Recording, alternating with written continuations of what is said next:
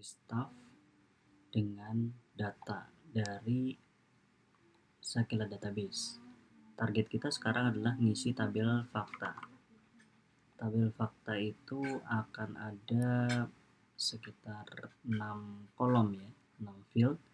Kita bakal isi tabel fakta ini dari database Sakila, yaitu dari dari tabel payment ya, atau rental dan payment. Oke, kita coba masukin aja dulu dari tabel payment ya. Di tabel payment ini nantinya kita akan ngambil 2 kolom, yaitu kolom tanggal transaksi, dan satu lagi adalah nilai ya, tanggal transaksi dan nilai. Oke, kalau di data warehouse ini di tabel fakta ya, ini isinya fieldnya atau nama kolomnya adalah tanggal 3L trans dan nilai.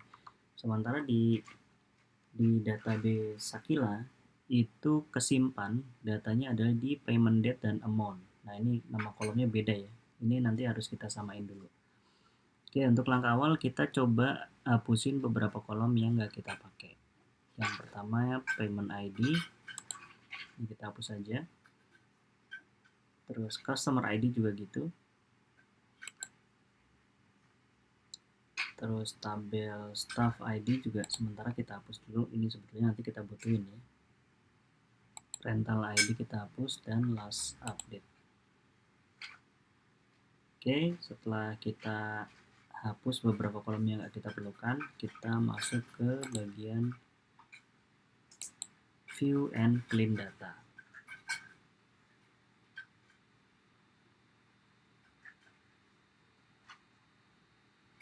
Di bagian ini, ini masih muncul banyak ya. Tabel-tabelnya tadi kayaknya belum ke delete atau udah kita remove tapi ke refresh lagi. Nggak apa-apa, kita coba hapus-hapusin lagi. Payment ID-nya, terus customer ID-nya, staff ID-nya juga kita hapus, rental ID juga kita hapus, dan last update kita hapus.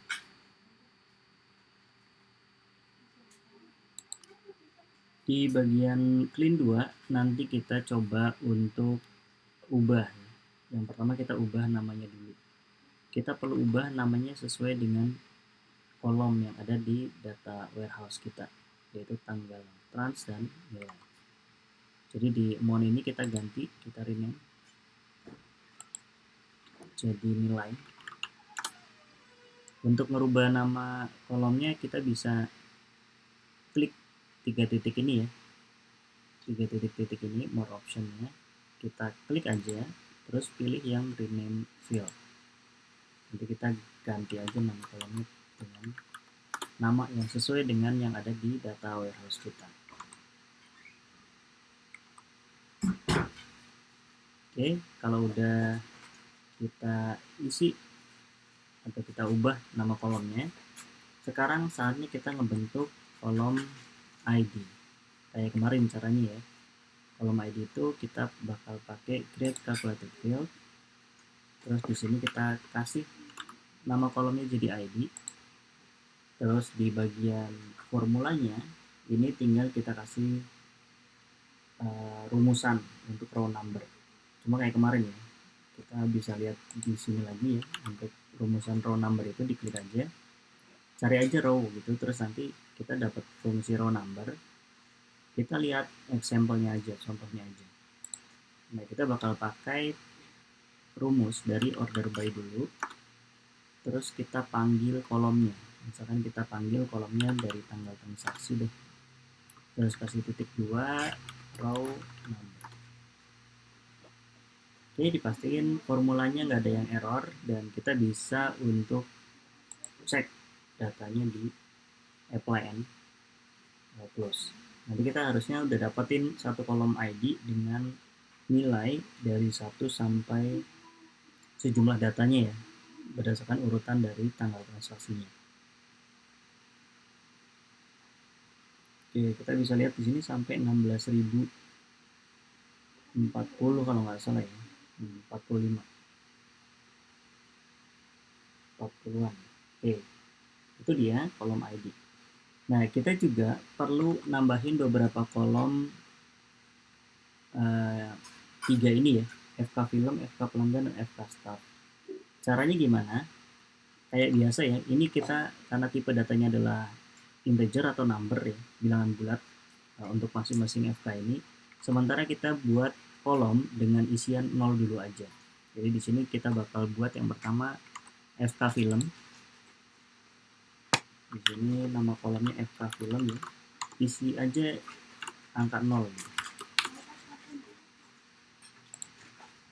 Kita buat aja angka default dulu.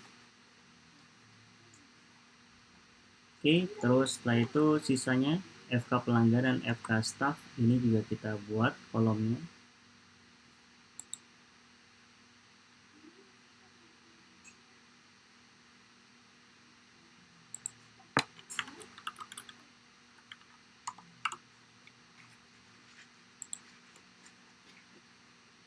Secara default kita isi angka 0 dulu aja biar datanya kita bisa masukin ke dalam tabel fakta. Nanti setelah itu kalau misalkan sebetulnya nanti kita bakal butuh proses untuk isi masing-masing version key atau kunci tamu ini ya dari masing-masing tabel dimensi. Nanti kita bahas caranya di belakang. Ini yang penting kita bisa masukin dulu datanya ke tabel fakta, data transaksinya. Oke, FK pelanggan, FK staff udah, tinggal FK film, FK staff, sama FK pelanggan. Kita buat dulu aja untuk FK pelanggannya. FK pelanggan kita isi angka 0.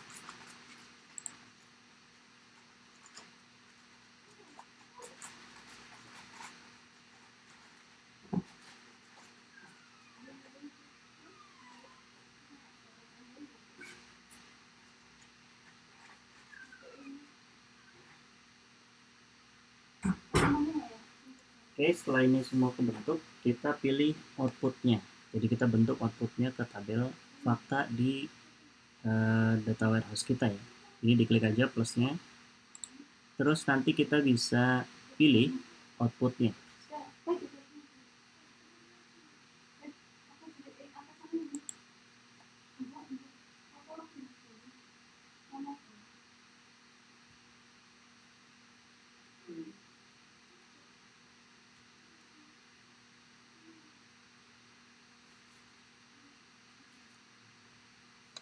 Oke, di pilihan outputnya kita bakal pilih save outputnya ke database ya. Kita pilih ke database and cloud storage.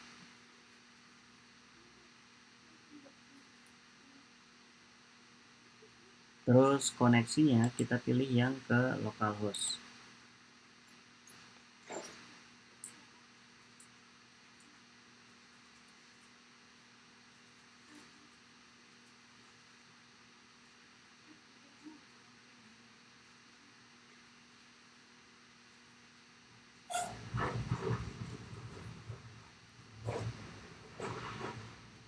Untuk tabelnya kita bisa pilih tabel fakta.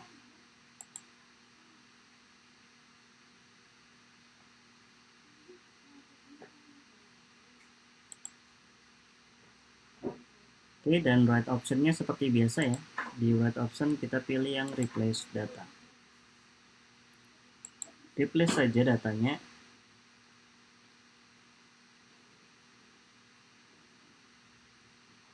Terus kita pastikan bahwa semua fieldnya sesuai dengan apa yang ada di data warehouse.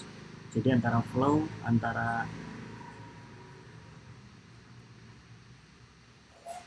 jadi kita perlu cek lagi antara flow atau tableau prep-nya data di clean 2 itu dengan data yang ada di data warehouse. Nama field atau nama kolom yang ada di data warehouse itu sesuai ya, termasuk tipe datanya. Jadi kita perlu cek lagi tipe datanya.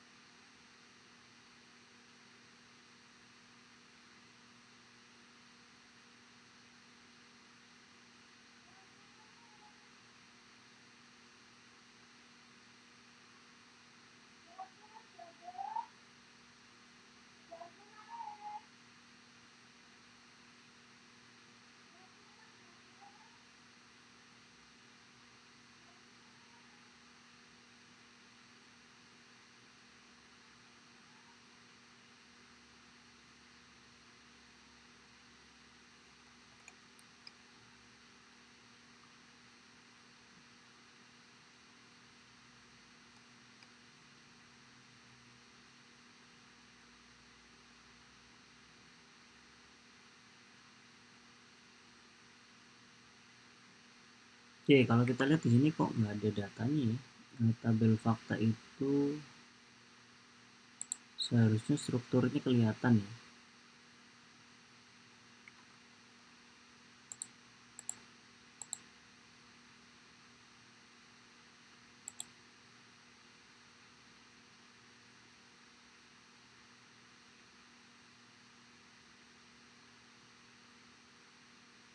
Oh, di sini ada keterangan uh, data type-nya ya. Nah, itu udah kelihatan.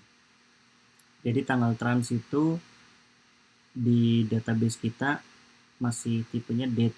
Sementara di flow itu dia sebetulnya nyimpan date time atau ada waktunya, ada tanggalnya, ada jamnya. Dan nilainya juga nilai di database kita itu data type-nya integer, bilangan bulat. Sementara di flow-nya itu bilangan desimal. Nah, ini harus kita ubah. Caranya bebas ya. Kita mau menyesuaikan tipe data yang di clean 2 atau yang di database, pilih salah satu aja. Jadi kalau di clean 2 kita ubah tipe datanya disesuaikan dengan database, berarti harusnya case-nya selesai. Atau kita mau yang database-nya disesuaikan dengan clean 2 karena data sumbernya kayak contohnya ya di sini ya, tanggal trans itu di data sumber kita bisa nyimpan sampai jam tuh, lebih detail. Kita bisa aja di database kita sesuaiin aja biar nyimpan data detail juga. Sementara di nilai juga gitu ya. Di data sumber kita di amount itu sebetulnya nilainya sampai desimal. Nilainya pecahan ada 2,99 dolar, 3,99 dolar gitu. Jadi kita mau ngitung data rincinya lebih rinci di data sumber kita.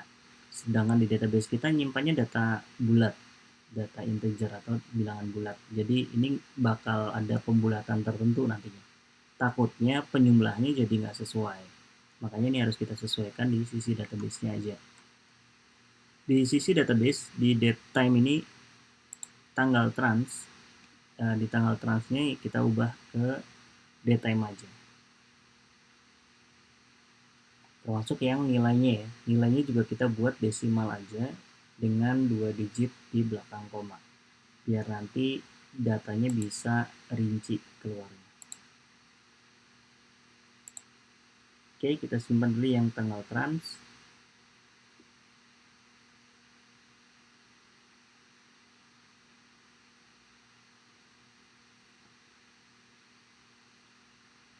Terus kita ubah yang nilai. Kita ubah ke desimal dengan pecahan 2 angka di belakang koma.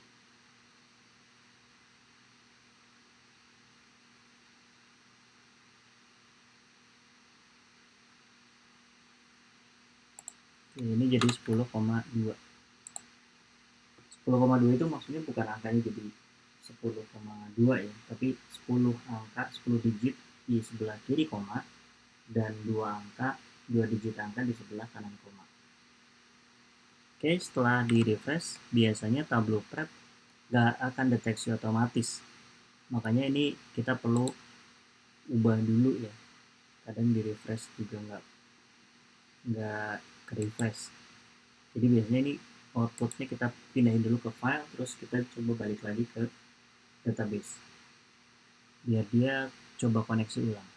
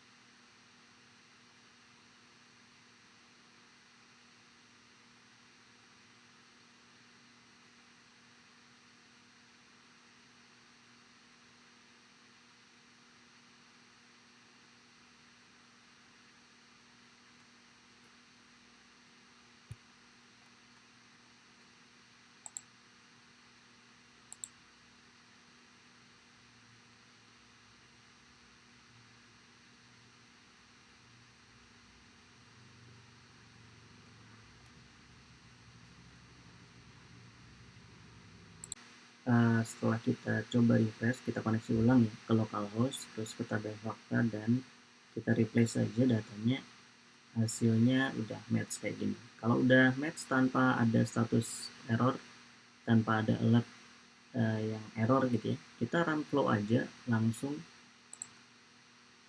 biar datanya bisa disimpan ke dalam data warehouse kita, ke tabel fakta tadi ya.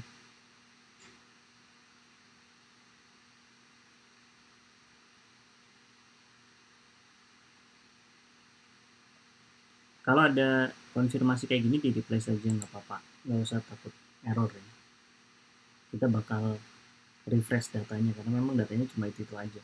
Kita bersihin datanya, data lama kita bersihin, terus kita update aja, atau kita masukin aja atau simpan aja data yang terbaru.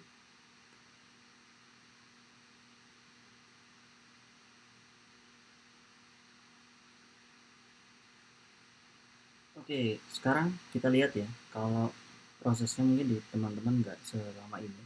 Di saya ini sampai 4 menit 43 detik, lama banget ya. Kita cek coba di tabel faktanya. Sekarang kalau kita lihat di tabel fakta, kita browse saja. Nanti di situ bakal terisi data ya, sesuai dengan tabel payment tadi. Udah ada nilainya, udah ada tanggal transaksinya, udah ada ID-nya, FK pilot, FK pelanggan, dan FK staff ini masih nilainya default, yaitu 0. Nah, sekarang nanti kita coba lanjutin lagi di sesi berikutnya untuk gimana caranya update data version key staff sesuai dengan data dimensi staff yang udah kita input tadi ya. Ada beberapa perbaikan atau ada beberapa modifikasi yang perlu kita lakukan di tabel dimensi staff dan di tabel dimensi-dimensi lain. Nanti kita bahas di sesi berikutnya. Oke, itu aja. Terima kasih.